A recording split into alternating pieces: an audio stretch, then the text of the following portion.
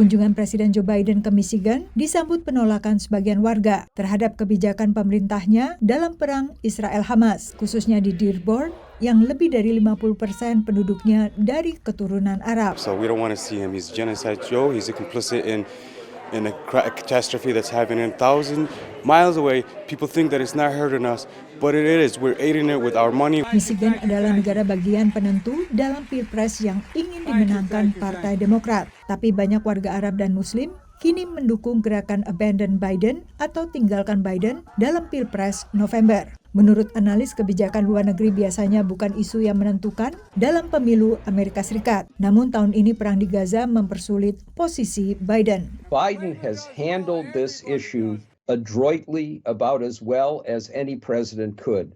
He understood early on that by hugging Netanyahu close, he could keep some of the worst things from happening in Gaza, but he's now getting very close to pushing Bibi aside.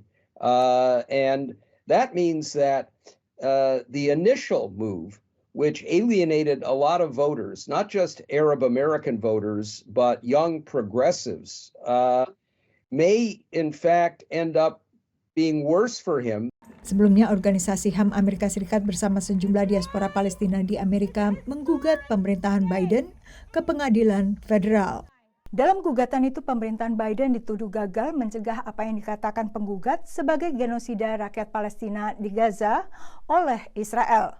Gugatan tersebut menyebut Presiden Amerika Serikat Joe Biden, Menteri Luar Negeri Antony Blinken, dan Menteri Pertahanan Lloyd Austin sebagai tergugat dan bertujuan untuk memaksa pemerintah Amerika Serikat tak memberi dukungan finansial maupun diplomatik tanpa syarat kepada Israel. Namun sidang yang berlangsung di pengadilan federal di Oakland, California itu berakhir dengan penolakan hakim dengan alasan landasan yurisdiksi. Sejumlah analis telah memperkirakan putusan hakim. Domestic court challenges to U.S. foreign policy. To my knowledge, pretty much every one of them has been thrown out. Not because of merit, but because traditionally American courts have said foreign policy is between Congress and the president.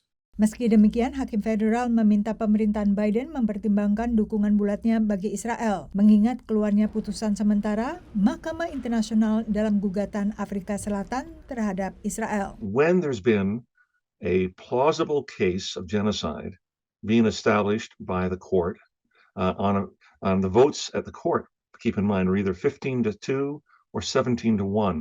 It's incumbent upon us, because of the genocide being the crime of crimes, that all countries have a responsibility to try to end the genocide or end the genocide in the making. Dalam putusannya 26 Januari lalu, Mahkamah Internasional meminta Israel mencegah terjadinya genosida di Gaza tanpa meminta Israel menghentikan serangan. Dari Washington DC, Yuni Salim dan tim VOA.